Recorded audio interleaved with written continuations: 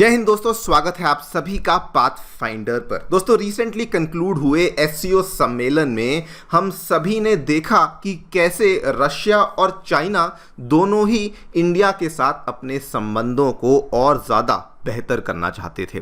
Russia तो खैर पहले से ही अपने संबंधों को इंडिया के साथ अच्छा कर ही रहा था, लेकिन जो सरप्राइज था वो ये था कि चाइना भी अब इंडिया के साथ अपनी रिलेशनशिप को इम्प्रूव करना चाहता है। एंड दोस्तों, उसके कुछ ही दिनों के बाद हमने ये भी देख लिया कि अमेरिका एंड डोनाल्ड ट्रंप, जो कि पिछले ऑलमोस्ट 40 दिनों से इंडिया के पीछे हाथ धोकर पड़े हुए थे, उनके भी यहाँ पर हमें चेंजेस देखने को मिले जब डोनाल्ड ट्रंप ने कल दोस्तों एक नए ट्वीट के माध्यम से ये बोला कि हम तो जी इंडिया के साथ अपनी रिलेशनशिप को बहुत ही स्पेशल मानते हैं, पीएम मोदी पीएम नहीं ग्रेट पीएम मोदी हैं, वगैरह वगैरह। और दोस्तों, इस पूरी चीज़ के पीछे क्या रीजंस हैं उसके बारे में तो मैं चर्चा करूंगा ही करूंगा, लेकिन इस पूरी चीज़ के जो मायने हैं ये बड़े क्लियर हैं। एंड दोस्तों, इसके लिए वी मस्ट थैंक जो हमारे फॉर्मर एम्बेसडर रह चुके हैं मिस्टर दीपक वोहरा साहब। इन्होंने इस पूरी चीज़ का निचोड़ निकाल दिया। इन्होंने कहा कि आज इंडियन डिप्लोमेसी ऐसे स्तर पर आकर खड़ी हो गई है, ऑल थैंक्स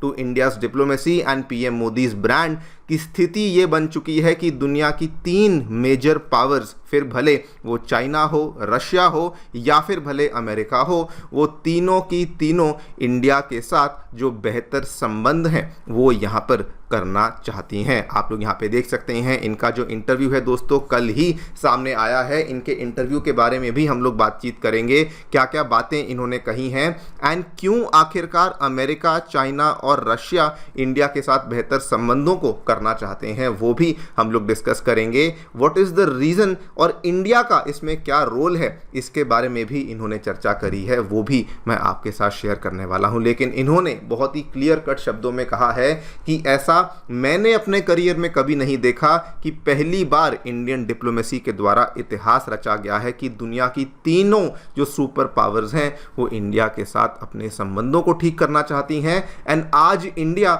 एक ऐसी स्टेज पर आ चुका है वेयर बाय इंडिया एक ग्लोबल किंग मेकर बन चुका है। मतलब कि जिसका हाथ इंडिया पकड़ेगा वही यहाँ पर सबसे स्ट्रांग बनकर उभरेगी। अगर इंडिया अमेरिका का हाथ पकड़ेगा तो अमेरिका अपने स्टेटस को मेंटेन करेगा, अगर इंडिया चाइना का हाथ पकड़ेगा तो चाइना सुपर पावर बन जाएगा, और रशिया का हाथ पकड़ेगा तो रशिया का भी यहाँ पर जो दर्जा है वो बहुत ज़्यादा बढ़ जाएगा। यही सब बातें इन्होंने करी हैं। एग्जैक्टली क्या किया है उसी के बारे में चर्चा करेंगे। आइए शुरू करते हैं मेरे साथ। मेरा नाम है अनिरुद्ध। यदि आप लोग हमें फॉलो करना चाहते हैं, हमारे लेक्चर्स के अपडेट्स को प्राप्त करना चाहते हैं, तो यहाँ पर दिए गए टेलीग्राम चैनल्स के माध्यम से ऐसा कर सकते हैं। दोस्तों, आगे बढ़ने से पहले आप सभी को बताना चाहूँगा कि आपकी यूपीएससी परीक्षा की तैयारी को आसान एंड अफोर्डेबल बनाने के लिए अनअकैडमी ने सभी यूपीएससी से संबंधित रिसोर्सेज को निःशुल्क अवेलेबल करवा दिया है। फिर भले वो मंथली करंट अफेयर्स की मैगजीन्स हों, फिर भले वो प्रीवियस ईयर के क्वेश्चंस हों, एनसीईआरटी नोट्स की समरीज हों, या फिर प्रीलिम्स के फ्री मॉक टेस्ट हों, इन सभी चीज़ों के जो लिंक्स हैं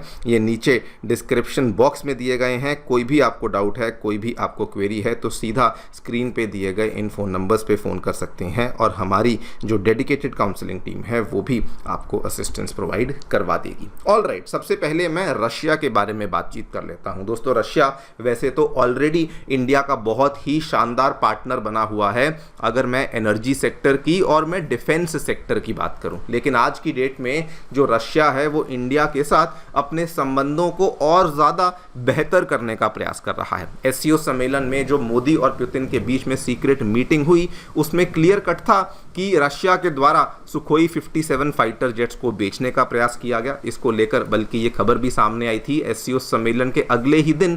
पता चलता है कि रशिया की company Rosoboronexport Sukhoi 57 fighter jets के निवेश को लेकर इंडिया में फैक्ट्री बनाने को लेकर जो स्टडीज हैं उसको कैरी आउट कर रही थी। उसके बाद ये यहाँ पर पीएम मोदी की डिप्लोमेसी कह लीजिए, बार्गेनिंग कह लीजिए, लेकिन रशिया ने सम्मेलन के बाद ये कहा कि हम लोग इंडिया के साथ एनर्जी टाइज को और बेहतर करना चाहते हैं और इसीलिए हम लोग आपको और डिस्काउंट्स भी यहां पर देना चाहते हैं। क्वेश्चन कि रशिया ऑलरेडी अच्छा पार्टनर था तो रशिया अपने संबंधों को और क्यों इंप्रूव करना चाहता है। देखिए, आज की डेट में दोस्तों रशिया को आइसोलेट किया हुआ है वेस्ट ने, वेस्ट के सैंक्शंस ने, और ऐसे केस में वो इंडिया को एक बहुत ही बड़ा रिलायबल पार्टनर मानता है, बिकॉज इंडिया की ही ऐसी मार्केट है जो कि रशियन इकोनॉमी को आज की डेट में चला सकती है। फिर भले वो एनर्जी के मामले में हो, फिर भले वो डिफेंस के मामले में हो, दोनों ही चीज़ों में इंडिया की जो रिक्वायरमेंट्स और इंडिया की जो डिमांड्स हैं वो बहुत ज़्यादा हैं, जिसकी वजह से रशिया क्यों करना चाहता है ये तो बड़ा ही क्लियर है। और ये बहुत सरप्राइजिंग भी नहीं है, बिकॉज रशिया ऑलरेडी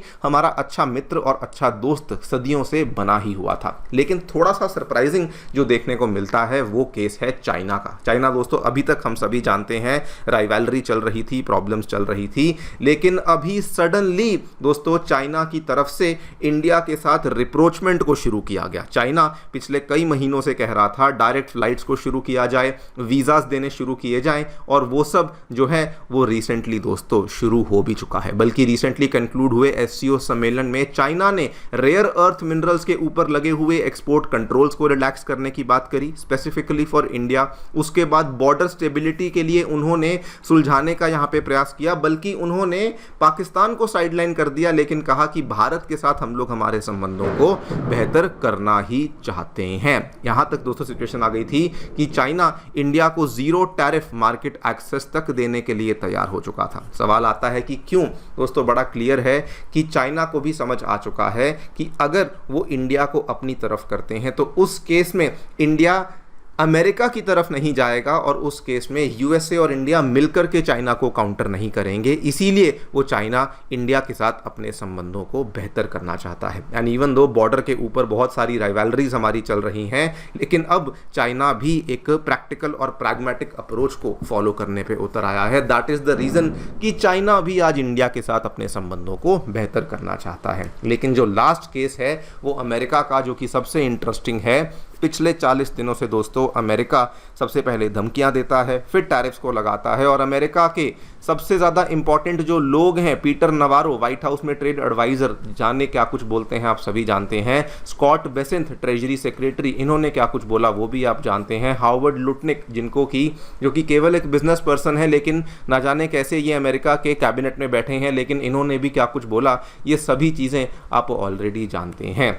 लेकिन दोस्तों यहाँ पर अमेरिका को भी अब रियलाइजेशंस होना शुरू हो चुकी हैं कि उन्होंने मिस कैलकुलेशन करी, उन्होंने गलती करी, जिसकी वजह से आज अमेरिका एक बार फिर से यू टर्न ले रहा है। यू टर्न हालांकि बहुत सरप्राइज नहीं होता हूँ, जब भी डोनाल्ड ट्रंप को यू टर्न लेते हैं तो मैं पहले ही मान के चलता हूँ कि यू टर्न ये लेने ही वाले हैं।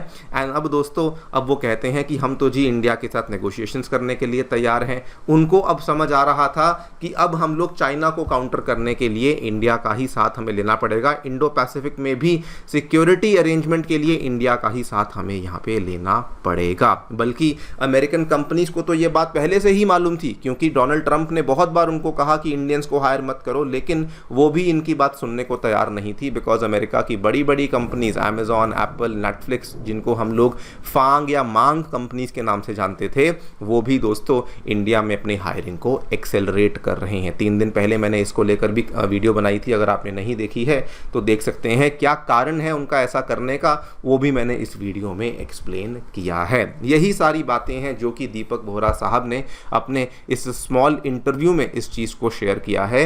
एंड इन्होंने ये बताया है कि इंडिया की डिप्लोमेसी ऐसे स्तर पर पहुंच चुकी है कि इंडिया अब केवल एक बैलेंसिंग प्लेयर नहीं रहा है, बल्कि एक मेजर स्विंग पावर बन चुका है, जिसको कि हर एक मेजर पावर जिसके साथ अपने संबंधों को बेहतर करना चाहती है। वो भी इसलिए बिकॉज 4 ट्रिलियन की हमारी इकोनॉमी है, ग्रोथ सबसे ज़्यादा रैपिड है मेजर इकोनॉमीज के केस में, ग्लोबल सप्लाई चेन्स में बहुत बड़ी भूमिका इंडिया अब निभाने लग चुका है। रही बात मोदी की डिप्लोमेसी की, वो ऐसी हो चुकी है कि स्ट्रेटेजिक ऑटोनॉमी के चलते आज इंडिया सबके साथ एंगेज तो करता है, लेकिन किसी के साथ भी अलाइन नहीं करता। और यही रीज़न है कि आज हर कोई इंडिया के साथ खड़ा होने का प्रयास यहाँ पर कर रहा है।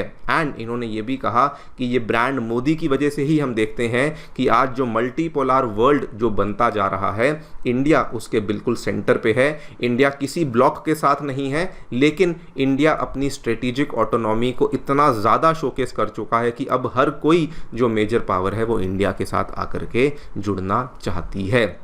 This is the beauty of India's diplomacy. ये बातें दोस्तों मैं नहीं कह रहा हूँ, ये बातें दीपक वोहरा साहब ने अपने इंटरव्यू के माध्यम से यहाँ पर बताई हैं। क्या होता है वक्त ही बताएगा, लेकिन दोस्तों ये बात बिल्कुल प्रेज़वर्दी और नोटवर्दी है कि इंडिया की डिप्लोमेसी का ही परिणाम है कि आज तीनों के तीनों सुपर पावर्स इंडिया के साथ संबंधों को बेहतर करना चाहते हैं।